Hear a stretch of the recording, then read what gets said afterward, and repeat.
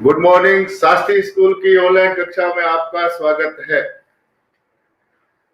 हम सामाजिक विज्ञान का जो तीसरा अध्याय है अंग्रेजी साम्राज्य का प्रतिकार और संघर्ष, इससे संबंधित क्वेश्चन कर रहे हैं। इस अध्याय में से 6 नंबर का क्वेश्चन पूछा जाता है या 2-2 नंबर की 3 टिप्पणियां पूछी जाती है। आज आपको इस अध्याय के अंदर जो 2-2 नंबर की टिप्पणियां पूछी जाती हैं, उन टिप्पणियों के बारे में थोड़ी सी नॉलेज देते हैं, थोड़ी सी जानकारी दी जाती है। आज आपको इन 7 टिप्पणियों के बारे में मैं बताऊंगा। पहला टॉपिक है चापेकर बंधुओं द्वारा रैंड की हत्या। दूसरा टॉपिक है बंगाल में क्रांतिकारी आंदोलन। तीसरा टॉपिक है चंपारण किसान आंदोलन या चंपारण किसान सत्याग्रह। और इसी प्रकार से चौथा टॉपिक है खेड़ा किसान आंदोलन। और पांचवा टॉपिक है, अगर देखा जाए, भगत आंदोलन। और छठा टॉपिक है सन्यासी विद्रोह। और सातवां टॉपिक है स्वयं शासन आंदोलन। तो इस प्रकार से आज आपको 7 टॉपिक के बारे में बताया जाएगा कि किस तरीके से इन 7 टॉपिकों को हमें हल करना है। इस प्रकार की जब टिप्पणी आती है तो 2-2 नंबर की पूछी जाती है। ये टिप्पणियां 2-2 नंबर की पूछी जाती है। पहले हम शुरुआत करते हैं चापेकर बंधुओं द्वारा रैंड की हत्या। अब प्रश्न उठता है, चापेकर बंधु कौन थे और रैंड कौन था? सबसे पहले हम इसकी जानकारी लेते हैं। पूना, जो कि महाराष्ट्र के अंदर है, वहां के 3 भाई थे चापेकर बंधु, जिनका नाम दामोदर हरि चापेकर, बालकृष्ण हरि चापेकर और वासुदेव हरि चापेकर, ये 3 भाई थे। इनको चापेकर बंधु कहते हैं। और रैंड कौन था? पूना का प्लेग कमिश्नर रैंड था। तो पहले हमें अगर इतना मालूम हो कि चापेकर बंधु कौन थे और रैंड कौन थे, तो इस टिप्पणी रैंड कौन था, तो हम इस टिप्पणी को आसानी से हल कर सकते हैं। तो सबसे पहले हमें चापेकर बंधुओं का परिचय देना है कि पूना के महाराष्ट्र के वासुदेव हरि चापेकर, बालकृष्ण हरि चापेकर और दामोदर हरि चापेकर, ये 3 भाई थे, जिन्होंने देखा जाए महाराष्ट्र के अंदर क्रांतिकारी आंदोलन की शुरुआत की। 1893 के अंदर 1893 के अंदर हिंदू धर्म सभा की स्थापना की गई। और ये हिंदू धर्म सभा जो है गणेश उत्सव और शिवाजी उत्सव, जो कि भारतीय राष्ट्रीय प्रेरणा से जुड़े हुए हैं, इनकी शुरुआत करने के लिए और इनका अच्छा खासा माहौल और हर वर्ष बनाने के लिए इनकी स्थापना की गई थी। ये जो शिवाजी उत्सव था और गणेश उत्सव था, देशभक्तों में उत्साह का और त्याग का संचार करता था और राष्ट्रभक्ति की प्रेरणा देता था। 1897 ईस्वी में ही पूना के अंदर यानी महाराष्ट्र के अंदर एक बीमारी फैल गई, प्लेग। प्लेग बीमारी में क्या होता है कि बहुत सारी बाढ़ आ जाती है, चूहे बिलों से बाहर निकलते हैं और इस प्रकार से संक्रामक रोग फैल जाता है। अब यहां पर मदद थी, किसानों को मदद चाहिए थी और प्लेग पीड़ितों को चाहिए थी सहायता। तो ऐसे में प्लेग कमिश्नर था रैंड। और इसी प्रकार से अगर देखा जाए लेटिसेंट एयर्स था, जो कि एक्सपर्ट होते हैं किसी भी आपदा की जानकारी के लिए या किसी भी, अगर देखा जाए, बाढ़ संबंधी जानकारी, भूकंप संबंधी जानकारी या प्लेग संबंधी जानकारी के लिए जो एक्सपर्ट होते हैं, ये 2 थे। अब इनको जनता की मदद करनी चाहिए थी, प्लेग पीड़ितों की मदद करनी चाहिए थी। इन्होंने उनकी मदद नहीं की, बल्कि इन्होंने प्लेग पीड़ितों को भड़काना शुरू किया। फलस्वरूप लोग भड़क गए और पूना के अंदर क्रांतिकारी आंदोलन जो है वो तेजी से फैलने लगा। केवल क्रांतिकारी आंदोलन ही नहीं फैला, उसके आतंक को देखते हुए दामोदर हरि चापेकर, वासुदेव हरि चापेकर और बालकृष्ण हरि चापेकर, तीनों ही भाइयों ने यानी तीनों ही बंधुओं ने लेटिसेंट एयर्स की और प्लेग कमिश्नर रैंड की हत्या कर दी। हत्या करने पर इन तीनों को फांसी की सजा दी गई, यानी दामोदर हरि सावरकर, बालकृष्ण हरि सावरकर और वासुदेव हरि सावरकर, तीनों व्यक्तियों को क्या दी गई? फांसी की सजा दी गई। तो जब आपको चापेकर बंधुओं द्वारा रेंड की हत्या की बात आती है तो पहले तो तीनों बंधुओं का आपको नाम देना है और उसके बाद हिंदू धर्म सभा का उल्लेख करना है जो कि 1893 ईस्वी में स्थापित हुई थी, और उसके बाद गणेश उत्सव और शिवाजी उत्सव का थोड़ा सा आपको हिंट देना है और आपको बताना है किस प्रकार से त्याग, उत्साह और राष्ट्रभक्ति को इन्होंने प्रेरित किया। उसके बाद आपको महाराष्ट्र में जो प्लेग फैला 1897 के अंदर, प्लेग का उल्लेख करना है थोड़ा सा, और प्लेग का उल्लेख करने के बाद प्लेग की समस्या को निपटाने के लिए जो रैंड था, जो कि प्लेग कमिश्नर था, और लेटिस्टेंट एयर्स, जिसको एक्सपर्ट कहते हैं कि प्लेग पीड़ितों की जानकारी ले, वो भड़का रहे थे, वो बात आपको बतानी है। और उसके बाद बतानी है कि किस प्रकार से दामोदर हरि चापेकर, बालकृष्ण हरि चापेकर और वासुदेव हरि चापेकर ने प्लेग कमिश्नर और लेटिस्टेंट एयर्स की हत्या की और उनको फांसी की सजा दे दी गई। तो 22 जून 1897 को उन्होंने क्या किया?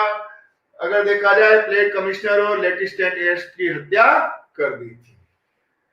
दूसरी जो टिप्पणी है आपको बताने जा रहा हूं मैं, वो भी क्रांतिकारी आंदोलन से संबंधित है। ये महाराष्ट्र के क्रांतिकारी आंदोलन से थी, यानी पूना से संबंधित थी। दूसरी जो है वो बंगाल में क्रांतिकारी आंदोलन से संबंधित है। बंगाल में ये जो क्रांतिकारी आंदोलन है वो श्री पी मिश्रा द्वारा किया गया।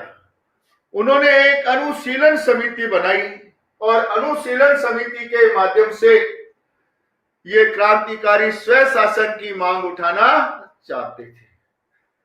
बंगाल के अंदर जो क्रांतिकारी विचारधारा है, 16 अक्टूबर 1905 को जब बंगाल का विभाजन हुआ, यानी पूर्वी बंगाल और पश्चिम बंगाल दो हिस्सों में बंगाल बंट गया, तो उसके बाद बंगाल के अंदर अगर देखा जाए क्रांतिकारी आंदोलन की शुरुआत हुई और वहां के लोग थोड़े जागरूक हुए। ये जो श्री पी मिश्रा थे, ये वहां पर क्रांतिकारी आंदोलन की शुरुआत कर पाए। उन्होंने एक पुस्तक लिखी, भवानी मंदिर। बंगाल विभाजन को तो वो रद्द करवाना चाहते ही थे, केवल बंगाल विभाजन रद्द करवाने से काम नहीं चल सकता था, इसलिए जो बंगाल के अंदर श्री पी मिश्रा थे उन्होंने स्वय शासन की मांग भी की, स्वय राज्य की मांग भी की। स्वय राज्य का मतलब अपना शासन स्वयं चलाना, स्वय राज्य। अब हम अंग्रेजों के अधीन नहीं रहेंगे और अपना शासन स्वयं चलाएंगे। तो भवानी मंदिर जो पुस्तक थी उससे बहुत ही प्रेरणा मिली। दूसरा प्रमुख उदाहरण इसका, युगांतर एवं संध्या, उन्होंने पत्र पत्रिकाएं निकाली जो क्रांतिकारी विचारों को प्रेरित करती थी और अंग्रेजों के खिलाफ भारतीयों को संदेश देती थी कि हमें किस प्रकार से अंग्रेजों के खिलाफ एकजुट होना है और हमें स्वराज्य की स्थापना करनी है। इसी प्रकार से एक और पुस्तक, मुक्ति कौन पाथे, यानी मुक्ति कौन से मार्ग से हो, ये मार्ग बताओ हमारे को। क्रांतिकारियों ने कहा कि अगर मुक्ति चाहिए तो सैनिकों को हथियार उठाने पड़ेंगे, यानी मुक्ति कौन पाथे माध्यम से क्रांतिकारियों ने हथियार की मांग की। तो इस प्रकार से बंगाल के अंदर क्रांतिकारी जो आंदोलन था वो 1905 में शुरू हुआ। तो जब आप बंगाल में क्रांतिकारी आंदोलन की बात कर रहे हैं तो आप सबसे पहले तो ये बताएंगे कि श्री पी मिश्रा ने बंगाल में क्रांतिकारी आंदोलन की शुरुआत की। उन्होंने एक संगठन बनाया जिसका नाम था अनुशीलन समिति, जिसके माध्यम से वो देशभक्तों के अंदर उत्साह की भावना भरना चाहते थे, राष्ट्रीयता की भावना भरना चाहते थे और इसके अलावा अगर देखा जाए उनमें त्याग की भावना को भरना चाहते थे। उसके बाद आपको बताना है कि श्री पी मिश्रा ने भवानी मंदिर नामक एक पुस्तक लिखी, जो कि क्रांतिकारियों को लिए अग्रसर थी और उनकी विचारधाराओं को आगे बनाती थी। तीसरा उदाहरण, पहला अनुशीलन समिति का हुआ, दूसरा भवानी मंदिर का। तीसरा उदाहरण आप देंगे युगांतर और संध्या पत्र पत्रिकाएं, जिनके माध्यम से क्रांतिकारों को प्रेरित किया गया। स्वराज्य की मांग की गई, स्वयं शासन की मांग की गई। और चौथा आपको बताना है मुक्ति कोण पाथे। ये देखा जाए एक बंगाली शब्द है मुक्ति कोण पाथे, यानी मुक्ति कौन से मार्ग से होनी चाहिए। और इसके लिए उन्होंने कहा कि क्रांतिकारियों को हथियार उपलब्ध करा देने चाहिए ताकि हम अंग्रेजी शासन से मुक्त हो सकें और अपनी राष्ट्रीयता और त्याग की भावना और उत्साह की भावना को बहुत ही स्पष्ट रूप से बता सके। तीसरी जो टिप्पणी आपको बता रहा हूं चंपारण किसान आंदोलन। जहां चंपारण की बात आती है वहां गांधी जी की बात अवश्य आती है। बिहार का एक जिला है, उत्तरी बिहार का जिला अगर देखा जाए, जिसका नाम है चंपारण। चंपारण के लोग नील की खेती करते थे, लेकिन नील की जब भी खेती की जाती है तो भूमि बंजर हो जाती है, यानी उसको पड़ती छोड़ना पड़ता है कुछ समय के लिए, ये खाली छोड़ना पड़ता है। लेकिन यूरोपियन जो नील उत्पन्न करने वाले बिहारी किसान थे, उन पर अत्यधिक अत्याचार करते थे। गांधी जी से ये आंदोलनकारी मिले, यानी किसान गांधी जी से मिले और उन्होंने गांधी जी से अपनी व्यथा की। गांधी जी ने चंपारण का दौरा किया, बिहार का दौरा किया और मदद के लिए बाबू राजेंद्र प्रसाद का सहयोग लिया। दोनों दौरा करते रहे और उन्होंने देखा वास्तव में नील जो उत्पन्न किया जाता है ये किसानों की समस्या है, भूमि इससे बंजर छोड़ दी जाती है और यूरोपियन इस बात को मान नहीं रहे, जबरदस्ती उनसे नील की खेती करवा रहे और खाली नील की खेती ही नहीं, बेगार भी करवा रहे हैं। बेगार का मतलब होता है जबरदस्ती किसी को श्रम के लिए बाध्य करना, यानी मजबूर कर देना श्रम के लिए किसी को, तो उसको हम कहते हैं बेगार। तो इस प्रकार से जून 1917 के अंदर एक समिति बनाई गई और जिस समिति के अंदर यह निर्णय किया गया कि और किसानों को गांधी जी और राजेंद्र बाबू ने यह कह दिया कि आप नील की खेती नहीं करेंगे और 1917 के अंदर ही चंपारण अधिनियम बनाया गया, जिस अधिनियम के अंतर्गत या चंपारण कृषि अधिनियम बनाया गया, जिस अधिनियम के अंतर्गत ये तय किया गया कि यूरोपन जबरदस्ती नील की खेती किसानों से नहीं करवाएंगे। तो जब आपसे चंपारण किसान आंदोलन का पूछा जाए तो आपको सबसे पहले तो यूरोपियनों के अत्याचार बताने, यूरोपियन यानी अंग्रेज किस प्रकार से उन पर अत्याचार करते थे और नील की कृषि किसानों से करवाते थे। उसके बाद आपको गांधी जी का राजेंद्र बाबू के साथ सहयोग बताना है और बिहार के चंपारण के दौरे के बारे में बताना है कि किस प्रकार से उन्होंने दौरा किया या उसका निरीक्षण किया। और उसके बाद आपको चंपारण समिति की बात बतानी है जो कि जून 1917 के अंदर हुई थी और उसके बाद उसकी रिपोर्ट के आधार पर चंपारण कृषि अधिनियम बना, जिसके अनुसार नील की खेती जो थी उसको गैर कानूनी घोषित कर दिया गया। चौथी जो आपको बतानी है वो बतानी है खेड़ा किसान आंदोलन। इसकी जगह पर अगर हम देखें चंपारण किसान आंदोलन के नाम पर परीक्षा में यह भी पूछा जाता है कि चंपारण सत्याग्रह, टिप्पणी इस तरीके से भी पूछी जा सकती है। चौथी जो टिप्पणी है वो है कि खेड़ा किसान आंदोलन, इसे खेड़ा सत्याग्रह भी कहते हैं। खेड़ा किसान आंदोलन जो है ये महाराष्ट्र और गुजरात को लेकर था। खेड़ा की जनता परेशान थी, भूमि करों से वो बुरी तरह परेशान थी और उसी समय 1918 के अंदर ये खेड़ा किसान आंदोलन हुआ और गुजरात और महाराष्ट्र के अंदर देखा जाए प्लेग फैल गया और अकाल भी पड़ गया।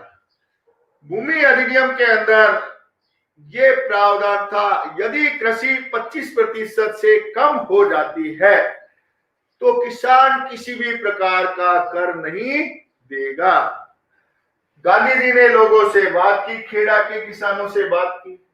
गांधी जी को लोगों ने बताया कि फसल 25% से कम हो गई है, लेकिन यूरोपियन यानी अंग्रेज अगर देखा जाए हमसे जबरदस्ती भूमि कर की मांग को कर रहे हैं, इसलिए हम भूमि कर देना नहीं चाहते। जबकि भूमि कर अधिनियम के अंदर ये प्रावधान है, भूमि अधिनियम के अंदर, कि यदि फसल 25% से कम होती है तो उस पर किसी प्रकार का कर नहीं दिया जाएगा। अंग्रेज सरकार यानी यूरोपियन जो है वो किसी भी प्रकार से लगान को माफ करने की बात हमसे नहीं कर रहे हैं। तो इस पर गांधी जी ने क्या किया, अंग्रेज सरकार से मिलकर किसानों को साफ कह दिया पहले ही कि आप किसी प्रकार का भूमि कर नहीं चुकाएंगे, और अंग्रेज सरकार से मिलकर आखिर में भूमि कर को गांधी जी ने माफी करवा दिया। इसे देखा जाए तो खेड़ा सत्याग्रह के नाम से कहते हैं या खेड़ा किसान आंदोलन के नाम से पुकारते हैं। तो आप ये आंदोलन करेंगे तो सबसे पहले आप बताएंगे 1918 के अंदर खेड़ा किसान आंदोलन की शुरुआत हुई, और ये शुरुआत इसलिए हुई क्योंकि एक तो वहां पर भी खेड़ा के अंदर भी प्लेग फैल गया और दूसरी तरफ फसल नष्ट होगी, अकाल भी पड़ गया, और अंग्रेज जो है जबरदस्ती कर की मांग यानी लगान की मांग कर रहे थे, भूमि कर की मांग कर रहे थे। किसान भूमि कर चुकाना नहीं चाहते थे क्योंकि भूमि कर अधिनियम में ये बात थी कि अगर फसल 25% से कम हो जाती है तो किसी भी प्रकार का भूमि कर नहीं लिया जाएगा। तो गांधी जी ने किसानों को ऐसा ही कहा कि हम किसी प्रकार का भूमि कर नहीं देंगे, और अंग्रेजी सरकार से मिलकर अंत में समझौता हुआ जिसके अंदर किसानों का भूमि कर माफ कर दिया गया। तो ये किसान आंदोलन की सफलता कह दो, खेड़ा सत्याग्रह कह दो, या खेड़ा किसान आंदोलन के नाम से टिप्पणी पूछी जाती है। इसी प्रकार से भगत आंदोलन एक टिप्पणी पूछी जाती है, नाम से ही स्पष्ट है भगत आंदोलन। हिंदुओं के अंदर नैतिक उत्थान के लिए, सामाजिक सुधार के लिए और धार्मिक भावनाओं को व्यक्त करने के लिए ईडर, मालवा, विजयनगर, डूंगरपुर और गुजरात, ये जो 5 राज्य थे, यहां पर भगत आंदोलन चला। भगत आंदोलन को चलाने वाले थे गोविंद गुरु। गोविंद गुरु ने एक पंथ की स्थापना की, एक सभा की स्थापना की जिसको हम कहते हैं संप सभा। और ये जो संप सभा थी 1913 के अंदर संप सभा की स्थापना हुई, जो कि भीलों के अंदर जन जागृति पैदा करने के लिए थी और भीलों के अंदर सामाजिक सुधार पैदा करने के लिए थी, भीलों के अंदर नैतिक उत्थान के लिए थी और धार्मिक भावनाओं को व्यक्त करने के लिए थी। तो संप सभा की स्थापना की तो 5 राज्य जो थे, ये डूंगरपुर, ईडर, मालवा, विजयनगर और गुजरात, इन 5 राज्यों से अंग्रेजी सरकार ने ये कह दिया कि आप भगत पंथ को छोड़े। इन्होंने एक पंथ चलाया जिसका नाम था भगत पंथ, आप भगत पंथ को छोड़ दें। लेकिन भीलों ने कहा हम किसी प्रकार का भगत पंथ नहीं छोड़ेंगे। अंग्रेजों ने देखा हमारी यहां भी नहीं चलती, ये भगत पंथ छोड़ने को तैयार नहीं है। अंग्रेजों ने यहां पर भी अगर देखा जाए भीलों को बेगार करने के लिए बाध्य किया, यानी जबरदस्ती श्रम करने के लिए बाध्य किया। उन्होंने देखा अगर भीलों से बेगार करवाई जाएगी तो शायद ये भगत पंथ छोड़ दें। फिर भी उन्होंने भगत पंथ नहीं छोड़ा, वो एकत्रित होने लग गए। भील जब एकत्रित होने लगे तो अंग्रेज उनसे घबरा गए। गोविंद गुरु के नेतृत्व में ये भील एकत्रित होने लगे और अप्रैल 1913 के अंदर गोविंद गुरु को अंग्रेज सरकार ने गिरफ्तार कर लिया। जब गोविंद गुरु को अंग्रेज सरकार ने गिरफ्तार कर लिया और कुछ समय बाद गोविंद गुरु को उन्होंने छोड़ भी दिया। जब गोविंद गुरु को छोड़ दिया तो गोविंद गुरु ने अपने कुछ सहयोगियों को इकट्ठा किया और इकट्ठा करके वो मानगढ़ की पहाड़ियों पर चले गए। लेकिन कुछ ही समय बीता, अक्टूबर 1913 तक आते आते गोविंद गुरु ने संप सभा की यानी भीलों की मानगढ़ की पहाड़ी पर एक सम्मेलन आयोजित किया। इस सम्मेलन में जितने भी भील थे वो सारे अपने अपने हथियार लेके, भीलों का हथियार तो तीर होता है, तीरंदाज होते हैं भील, तो अपने तीरंदाजों को लेकर वो मानगढ़ की पहाड़ी पर इकट्ठे हो गए। तो गोविंद गुरु के कहने पर, क्योंकि गोविंद गुरु ने संदेश भिजवाया था, मानगढ़ की पहाड़ी पर भील इकट्ठे हो गए। अंग्रेजों से रहा नहीं गया। अंग्रेजी सरकार ने अपनी सेना मानगढ़ की पहाड़ी पर भेज दी और भीड़ को तितर बितर करने के लिए गोलाबारी की, ऐसी गोलाबारी की जैसी कि जलियांवाला बाग हत्याकांड के समय अंग्रेजों ने की थी। ऐसी गोलाबारी की कि वहां पर भीलों को तितर बितर करने के लिए गोलाबारी की, लेकिन 1500 व्यक्ति यानी 1500 भील इस गोलाबारी में मारे गए और गोविंद गुरु को गिरफ्तार कर लिया गया और 10 साल की सजा दी गई, यानी 10 वर्ष के लिए उनको जेल भेज दिया गया। तो अगर आपसे ये पूछा जाए कि भगत आंदोलन क्या है, तो आपको ये बताना है सबसे पहले कि गोविंद गुरु के नेतृत्व में 1913 के अंदर एक आंदोलन चला जिसे भगत आंदोलन कहते हैं। उसके बाद आपको बताना है गोविंद गुरु ने भीलों को एकत्रित करने के लिए और उनके सामाजिक उत्थान के लिए एक सभा की स्थापना की जिसको हम कहते हैं संप सभा। तो अंग्रेजों ने संप सभा की स्थापना को देखकर अपना उद्देश्य ये समझा, कई भील लोग अलग से भील राज्य की स्थापना न कर डालें, इसलिए उन्होंने भीलों को अगर देखा जाए संप सभा के भगत पंथ छोड़ने की सलाह दी और इसको भीलों ने नहीं माना। अंग्रेजों ने इसे देखकर उन्होंने देखा जबरदस्ती भीलों से उत्साह किया जाए और भीलों से अगर जबरदस्ती देखा जाए बेकार करवाई जाए, लेकिन भील फिर भी कहां मानने वाले थे। गोविंद गुरु के नेतृत्व में इकट्ठे हो गए कि नैतिक उत्थान होना चाहिए, समाज के अंदर सुधार होना चाहिए और अंग्रेजों ने यह समझ लिया कि ये तो भील राज्य की स्थापना कर ही देंगे। अंत में अप्रैल 1913 के अंदर गोविंद गुरु को गिरफ्तार कर लिया। जब उन्होंने गोविंद गुरु को गिरफ्तार किया तो कुछ समय बाद उन्होंने छोड़ भी दिया डरते हुए।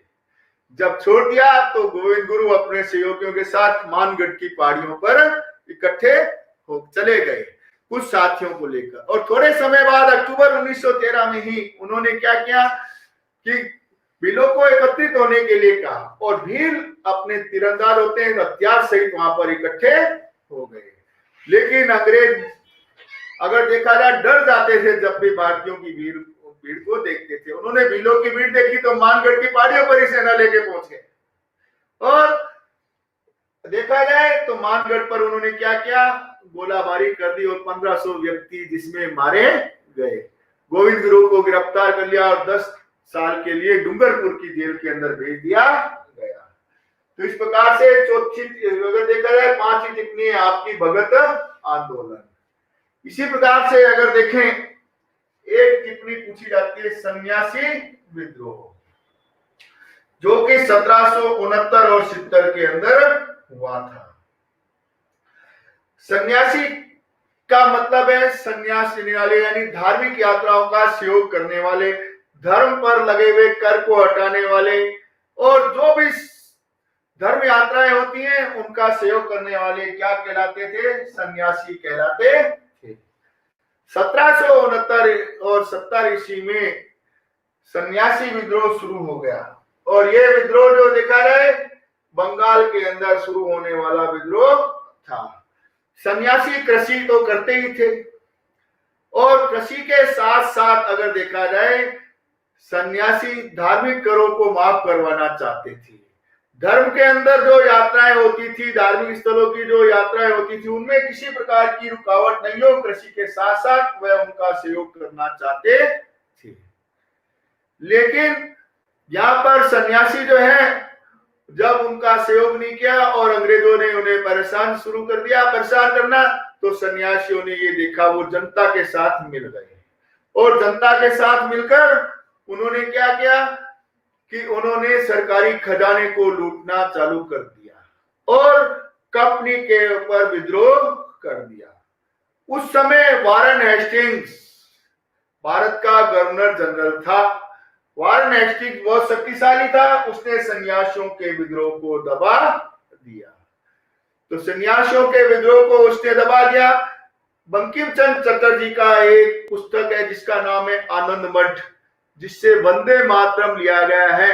आनंद मठ के अंदर इस प्रकार के विद्रोह का उल्लेख अच्छी तरह किया गया है और वारेन हेस्टिंग्स की जो जाति है उसका भी उसके अंदर बताया गया है। तो जब आपसे सन्यासी विद्रोह पूछा जाए तो आपको सबसे पहले तो ये बताना है कि सन्यासी विद्रोह 1769 से लेकर 1770 ईस्वी तक चला। सन्यासी धार्मिक यात्रा पर लगे हुए करों से परेशान थे और धार्मिक स्थानों पर जो धर्म यात्राएं करते थे उन लोगों के साथ जो बाधाएं उत्पन्न होती थी उन बाधाओं को लेकर परेशान थी। इसलिए सन्यासियों ने क्या किया, एक होने का निर्णय किया और अंग्रेजी शासन के वो खिलाफ होते गए। केवल खिलाफत ही नहीं की अंग्रेजी शासकों की, उन्होंने जब अंग्रेजी शासकों ने बुरी तरह से परेशान करना चालू किया तो अंग्रेजी कंपनी पर आक्रमण कर दिया। केवल अंग्रेजी कंपनी पर आक्रमण ही नहीं किया बल्कि उनके कोष को यानी खजाने को भी लूटना शुरू कर दिया, जिसमें जनता का उनके साथ सहयोग था।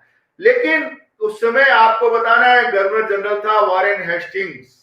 वारेन हेस्टिंग्स ने सन्यासियों के इस विद्रोह को यानी जो अंग्रेजों के खिलाफ था इसको दबा दिया गया। और इसका उल्लेख आपको लास्ट में बताना है कि इसका उल्लेख बंकिम चंद्र चटर्जी का प्रसिद्ध ग्रंथ आनंद मठ उसके अंदर भी देखने को मिलता है। ये आनंद मठ वही है जिससे वंदे मातरम लिया गया है। इसी प्रकार से एक टिप्पणी पूछी जाती है स्वयं शासन आंदोलन। स्वयं शासन आंदोलन का मतलब है कि अपना शासन स्वयं करने वाला आंदोलन। आपने श्रीमती एनी बेसेंट का नाम सुना है। श्रीमती एनी बेसेंट जो थी वो एक आयरिश महिला थी। वो आयरलैंड से भारत आई थी और यहाँ तक कि उन्होंने अमरनाथ की पैदल यात्रा की थी। गीता और भारतीय धर्मों का उसने क्या किया था, उल्लेख किया था। उसने 1915 के अंदर अगर देखा जाए तो 1915 के अंदर श्रीमती एनी बेसेंट ने होम रूल लीग की स्थापना की थी कि किस प्रकार से अपना शासन स्वयं कर सकते हैं यानी स्वराज्य स्थापित कर सकते हैं। 1916 में उसी की तर्ज पर अगर देखा जाए भारत के अंदर तिलक ने होम रूल लीग की स्थापना की। इस होम रूल लीग की स्थापना का अगर देखा जाए एक सफल परीक्षण ये था, एक तो लखनऊ समझौते का और एक इस होम रूल लीग 1916 में जिसकी स्थापना हुई कि यहाँ पर जाकर कांग्रेस एक हो गई। आपको कल बताया गया था कि 1907 के अंदर कांग्रेस के अंदर सामाजिक सुधारों के प्रश्न को लेकर तिलक के मध्य मतभेद हो गया था। तो 1916 की होम रूल लीग जो है वो स्वयं शासन के लिए थी। तो इस प्रकार से स्वयं शासन आंदोलन हुआ। तो आपको बता दें जब आपसे स्वयं शासन आंदोलन पूछा जाए तो आपको सबसे पहले ये बताना है कि श्रीमती एनी बेसेंट ने 1915 के अंदर आयरलैंड के अंदर होम रूलिंग की स्थापना की थी, जिसकी प्रेरणा तिलक ने ली। और होम रूलिंग यानी अपना शासन स्वयं संभालने वाली एक संस्था थी। तो उन्होंने उन्हें देखकर 1916 के अंदर भारत में भी होम रूल लीग की स्थापना किया, होम रूल आंदोलन चलाया और स्वयं शासन आंदोलन चलाया। स्वयं शासन का मतलब अपना शासन स्वयं संभालने वाले। तो 1916 में उसने स्थापना की और इस प्रकार से उसने स्वराज्य की मांग की। तो जब इस प्रकार की टिप्पणियां आती हैं तो आपसे 2-2 नंबर की टिप्पणियां पूछी जाती हैं। ये 7 टिप्पणियां मैंने आपको बताई है। चापेकर बंधुओं द्वारा रैंड की हत्या, बंगाल में क्रांतिकारी आंदोलन, चंपारण किसान आंदोलन, खेड़ा सत्याग्रह या खेड़ा किसान आंदोलन, भगत आंदोलन, सन्यासी विद्रोह और स्वयं शासन आंदोलन। अगर आपको इन समस्याओं से इनके अंदर, इन टिप्पणियों के अंदर किसी भी प्रकार की समस्या है तो आप अपना प्रश्न पूछ सकते हैं और प्रश्न के लिए आपको तरीका बताया हुआ है। जो भी प्रश्न होगा उसका आपको उत्तर दिया जाएगा और आप अच्छी तरह से इसकी तैयारी करें। कोई भी प्रश्न है किसी भी बच्चे का, वो पूछ सकता है। इन टिप्पणियों से संबंधित कोई भी प्रश्न किसी भी प्रकार का अगर किसी को पूछना है तो वो पूछ सकता है।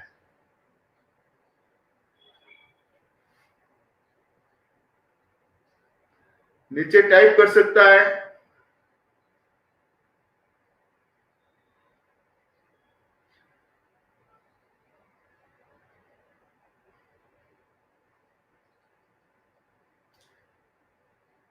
ज्यादा से ज्यादा बच्चे ऑनलाइन क्लास, शास्त्री स्कूल की ऑनलाइन क्लासों से जुड़े। आपको इनका नियमित अध्ययन करवाया जा रहा है। परीक्षा आपकी नजदीक है। कोई भी प्रश्न अगर किसी बच्चे को पूछना है तो इससे संबंधित प्रश्न पूछ सकता है। आज आपको 7 टिप्पणी बताइए, इनका अच्छी तरह से अध्ययन करें। आपका कोई भी प्रश्न नहीं आ रहा है, चापेकर बंधुओं द्वारा रेंड की हत्या करनी है तो आपको यह बताना है कि दामोदर हरि चापेकर, बालकृष्ण हरि चापेकर और वासुदेव हरि चापेकर, तीनों नामों को याद करना है। उसके बाद आपको हिंदू धर्म सभा के बारे में बताना है और उसके बाद आपको देखा जाए तो पूना के अंदर प्लेग की बीमारी का बताना है और प्लेग की बीमारी का बताने के बाद आपको बताना है कि किस प्रकार से प्लेग कमिश्नर रेंड और लेटिस्टेट एयर्स, जो कि एक्सपर्ट थे, इनकी हत्या 22 जून 1897 ईस्वी को चापेकर बंधुओं द्वारा की गई और इनकी हत्या पर चापेकर बंधुओं को क्या कर दिया गया, फांसी की सजा दी गई। इसी प्रकार से आपको बंगाल में क्रांतिकारी आंदोलन के बारे में बताना है कि 1905 के अंदर बंगाल में क्रांतिकारी आंदोलन हुआ। श्री पी मिश्रा ने अनुकूलन समिति बनाई और अनुशीलन समिति जो है वो बंगालियों के अंदर देखा जाए राष्ट्रभक्ति का संचार करती थी। बंगाल के अंदर आंदोलन, क्रांतिकारी आंदोलन की शुरुआत 16 अक्टूबर 1905 के बाद हुई, यानी बंगाल विभाजन के बाद में हुई। उसके बाद आपको बताना है कि श्री पी मिश्रा द्वारा ही एक पुस्तक लिखी गई जिसका नाम था भवानी मंदिर, जो क्रांतिकारियों में उत्साह करती थी और देशभक्ति और राष्ट्रीयता की भावना को बताती थी। उसके बाद आपको युगांतर और संध्या पत्र पत्रिकाओं का उल्लेख देना है और उसके अंदर बताना है कि क्रांतिकारियों का ये मार्ग कैसे प्रशस्त करती थी। और उसके बाद बताना है मुक्ति कौन पाथे, जो कि बंगाली शब्द है, यानी मुक्ति किस मार्ग से हो। इसके अंदर क्रांतिकारी सैनिकों को हथियार उपलब्ध कराने की बात कही थी कि अगर हमें मुक्ति चाहिए तो हमें हथियार मिलने चाहिए, हम अंग्रेजों का मुकाबला जो है हम हथियारों से करेंगे। उसके बाद आपको चंपारण किसान आंदोलन का बताना है कि 1917 के अंदर किस प्रकार से महात्मा गांधी और राजेंद्र बाबू का सहयोग हुआ और चंपारण के अंदर, बिहार के अंदर जो है यूरोपियन जबरदस्ती नील की खेती करवाते थे, जिससे क्या होता, भूमि बंजर हो दी जाती थी या भूमि को परती छोड़ना पड़ता था, जिसे छोड़ने के लिए किसान तैयार नहीं थे। यानी यूरोपियनों के अत्याचारों से बिहार के जो नील उत्पन्न करते थे किसान, वो परेशान थे। तो ये आंदोलन 1917 में हुआ, ये आपको बताना है। गांधी जी ने किस प्रकार से बिहार का दौरा किया, उसके अंदर आपको बताना है। चंपारण का दौरा किया और किस प्रकार से अगर देखा जाए एक समिति का गठन जून 1917 में किया गया और किस प्रकार से अगर देखा जाए नील की खेती के लिए उन्होंने बताया।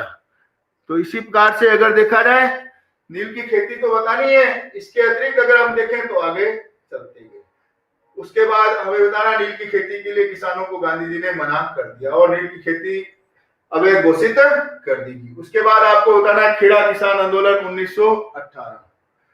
खेड़ा किसान आंदोलन यानी गुजरात और महाराष्ट्र के अंदर सरकार जो है किसी प्रकार से कर को माफ करने के लिए तैयार नहीं थी और दूसरा वहां पर प्लेग बीमारी भी फैल गई थी।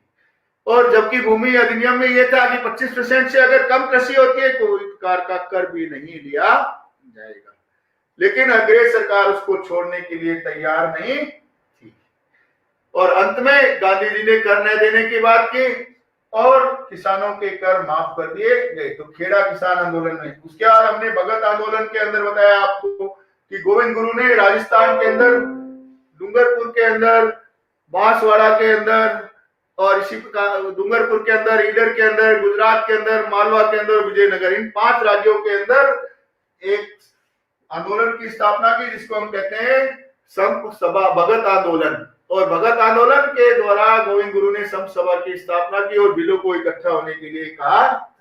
अप्रैल 1913 में गोविंद गुरु को गिरफ्तार कर लिया और उनको छोड़ भी दिया, अपने साथियों के साथ मानगढ़ की पहाड़ी पर चले गए। और उसके बाद अक्टूबर 1913 में मानगढ़ की पहाड़ियों पर बिलों को इकट्ठा होने के लिए भी कहा। बिल हथियार समेत गए थे और अंग्रेजों ने वहां पर सेना भेज दी। अंग्रेजों ने केवल सेना ही नहीं भेजी बल्कि गोलाबारी कर दी, 1500 भील मारे गए और 10 वर्ष तक के लिए गोविंद गुरु को डूंगरपुर की जेल भेज दिया गया और सजा दे दी। उसके बाद आपको सन्यासी विद्रोह का बताना है कि 1769-70 के अंदर सन्यासी विद्रोह हुआ और सन्यासी कृषि के साथ साथ धर्म यात्रा करते थे और केवल धर्म यात्रा ही नहीं करते थे, धार्मिक करों के खिलाफ भी थे और जो अत्याचार होते थे धर्म यात्रियों के साथ उनको दूर करने के लिए थे और वो जनता के साथ मिल गए और अंत में उन्होंने अंग्रेजों पर विद्रोह कर दिया। जब अंग्रेजों पर इन्होंने सन्यासियों ने विद्रोह किया तो जनता का सहयोग था, वारेन हेस्टिंग ने उसको दबा दिया। तो उसके बाद अंत में आपको बताना है इसके अंदर कि किस प्रकार से आनंद मठ के अंदर इसका उल्लेख है, वारेन हेस्टिंग्स का और बंकिम चंद्र के आनंद मठ के अंदर सन्यासी विद्रोह का उल्लेख।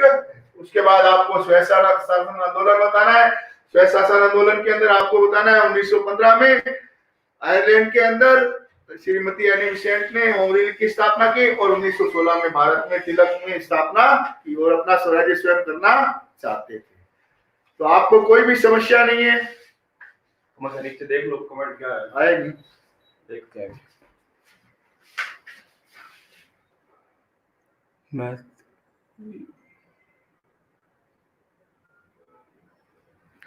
सर स्क्रीन क्लियर नहीं आ रही है। नीरू कवात्रा, आप अपने YouTube के ऊपर सेटिंग में जो स्क्रीन की क्वालिटी होती है उसको 480p करेंगे तो साफ होगी।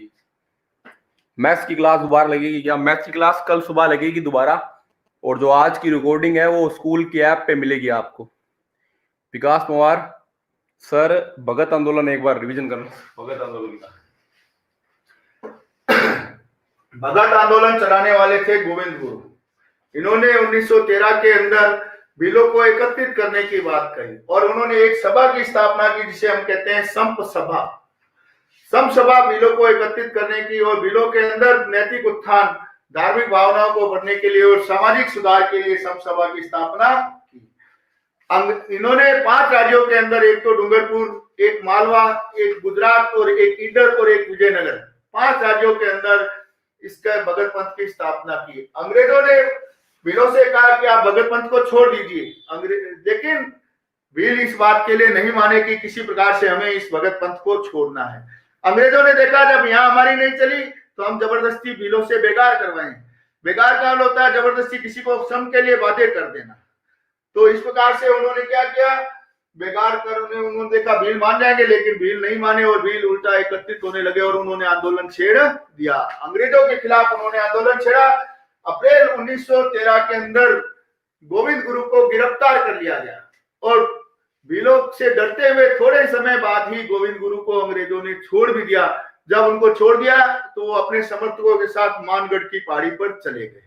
मानगढ़ की ऊंची पहाड़ी पर चले गए, लेकिन कुछ ही समय बाद अक्टूबर 1913 तक आते आते बिलों का एक सम्मेलन होना था जिसके लिए गोविंद गुरु ने संदेश पहुंचाया और उस सम्मेलन के अंदर बिलों को एकत्रित होना था। भील अपने तीर लेके यानी अपने हथियार लेके मानगढ़ की पहाड़ी पर इकट्ठा हो गए। अंग्रेजों को इसकी सूचना मिल गई, अंग्रेज फिर परेशान हो गए। तो उन्होंने क्या की, ऊपर पहाड़ी पर सेना लेकर चले गए जलियांवाला बाग की हत्याकांड की तरह और गोलाबारी चला दी। गोलाबारी भीड़ को तितर बितर करने के लिए चलाई थी, लेकिन 1500 व्यक्ति इसके अंदर मारे गए। हमने जलियांवाला बाग के अंदर पढ़ा 379 व्यक्ति मारे गए थे और सरकारी आंकड़े ये बताते हैं कि 1000 व्यक्ति मारे गए। तो इस प्रकार से बिलों के 1500 व्यक्ति मारे गए और गोविंद गुरु को गिरफ्तार कर लिया गया और डूंगरपुर के अंदर 10 साल के लिए उनको जेल भेज दिया गया। तो आपको भगत आंदोलन की जब टेक्निक